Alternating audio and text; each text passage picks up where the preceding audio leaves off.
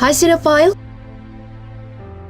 Sebelumnya aku udah cerita soal keseruan film Jumanji The Next Level. Nah, sekarang aku mau berbagi soal keseruan di balik layarnya. Jumanji The Next Level adalah bagian dari franchise Jumanji yang rilis tahun 1995. Sequel dari film tahun 2017. Film berdurasi 2 jam ini adalah produksi Columbia Pictures di bawah arahan Jay Kasdan sebagai sutradara. Buat kamu yang belum nonton videonya, aku akan ceritain sedikit tentang alur film ini. Karakter utamanya masih diperankan oleh orang yang sama. Di jajaran player, Spencer Gilpin masih diperankan oleh Alex Wolff. Morgan Turner sebagai Martha.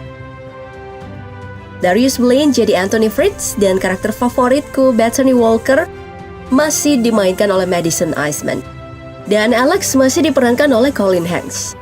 Ada 2 karakter baru, yaitu Danny DeVito yang berperan sebagai Opa Eddie, kakeknya Spencer, dan Danny Glover yang jadi Milo Walker, sahabat dari Opa Eddie. Nah, selain 2 aktor senior tadi, aktris Babe Newirth akan mengulang peran Nora Shepherd dan tampil sebagai cameo. Nora sendiri adalah karakter pendukung yang muncul di film Jumanji tahun 1995, versi Robin Williams. Nah, penambahan karakter di jajaran pemain jelas menambah slot karakter pada avatar. Ada 1 avatar baru bernama Ming yang diperankan oleh Awkwafina, dan seekor kuda bernama Cyclone. Sedangkan avatar lain masih sama. Ada Bravestone yang diperankan Dwayne Johnson, aka The Rock. Lalu Ruby Roundhouse masih diperankan oleh Karen Gillan. Kemudian Kevin Hart masih memerankan karakter Franklin Mouse. Dan Jack Black masih kebagian jadi Prof. Sheldon. Jangan lupakan avatar milik Alex Jefferson yang diperankan oleh Nick Jonas.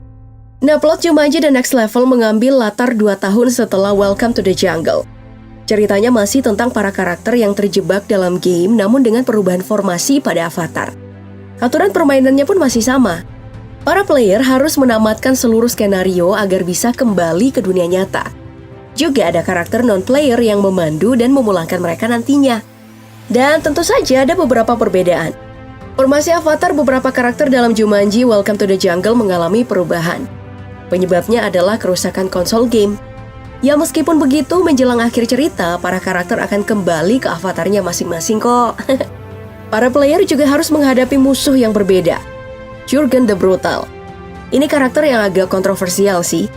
Karena berdasarkan keterangan para kreatornya, karakter Jurgen ini bukan antagonis non-player seperti Van Pelt, melainkan avatar dari salah satu player yang gak muncul sama sekali dalam film. Ya, mungkin bahan buat sequel kali ya. Dalam Jumanji The Next Level, para player harus merebut kembali permata Falcon yang dicuri oleh Jurgen dari orang-orang Avian. Mengembalikannya ke Nigel, si karakter non-player, lalu kembali ke dunia asal. Mungkin itu aja untuk garis besarnya. Kalau mau nonton video sebelumnya, kamu bisa klik link yang kami taruh di deskripsi. Tanpa buang waktu, yuk kita saksikan keseruan di balik layar film Jumanji The Next Level. Peluk bantal yang erat, cari posisi rebahan ternyaman, dan film populer action.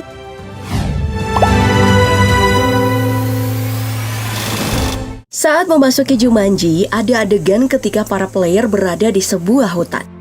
Nah, tempat syutingnya bukan rekaan dari set properti atau teknologi 3D loh Cinephile, melainkan lokasi yang benar-benar ada. Letaknya itu di Oahu, Hawaii. Sedangkan adegan ketika Milo hampir dimakan badak merupakan teknologi VFX. Begitupun saat Fritz dilahap oleh ular piton dan kehilangan 1 nyawanya. Untuk adegan di gurun, syutingnya itu dilakukan di Glamis Sand Dunes, California.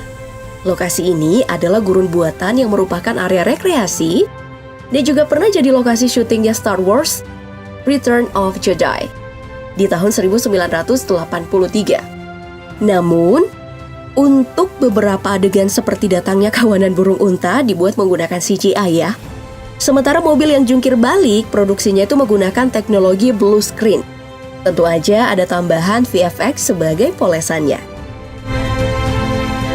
Lalu untuk adegan di jembatan, nyaris keseluruhan produksinya dilakukan di studio.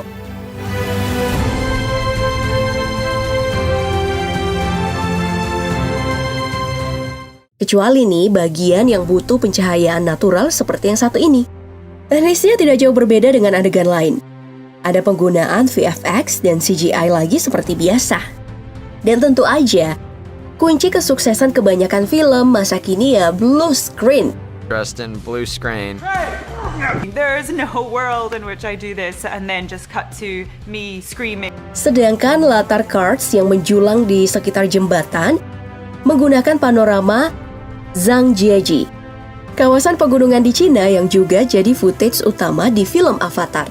Ketika Jurgen jatuh di pesawat, produksi adegannya berlangsung di studio.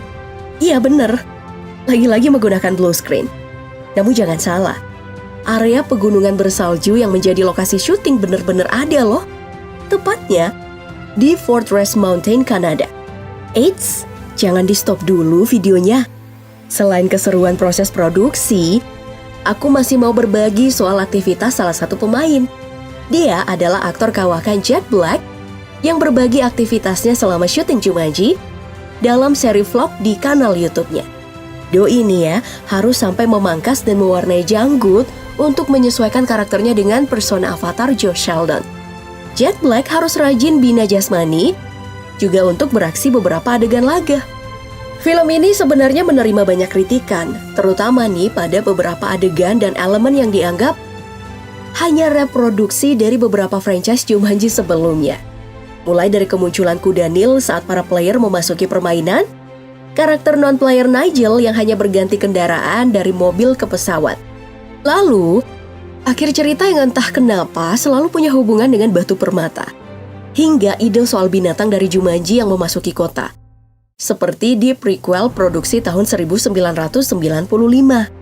Oh ya, di dalam pertarungan di markas Jurgen ada adegan ketika Bethany dan Fritz dalam Avatar Franklin dan Sheldon mengancam musuh menggunakan obor. Nah, dalam adegan ini ada dialog. I will literally burn your face. Nah, ini berhubungan dengan aktor di balik karakter Jurgen. Jadi, si Rory McCann yang memerankan Jurgen ini sebelumnya adalah pemeran The Hound aka Clegane di Game of Thrones. Karakter yang wajahnya dibakar oleh sang kakak hingga doi jadi trauma sama api. Adegan obor ini memang dimaksudkan jadi semacam penghormatan buat Rory. Wah, pantesan. Kok pas ngelihat kostum anak buah Jurgen aku jadi ingat Game of Thrones ya. Baik, terlepas dari begitu banyak kritik untuk Jumanji The Next Level, film ini sukses loh meraup 800 juta US dollar di seluruh dunia. Biaya produksinya sendiri hanya 125 sampai 132 juta US dollar. Menjadikan Jumanji The Next Level film dengan pendapatan kotor tertinggi ke-10 sepanjang tahun 2019 lalu. Artinya ya, film ini cukup sukses. Dan tidak seburuk komentar netizen. Toh, sequelnya udah mau dirilis tahun ini. So, mungkin cukup dulu ya untuk sesi kali ini. Kita masih akan ketemu kok. Jadi, hapus air matamu, Cinephile. See you next time.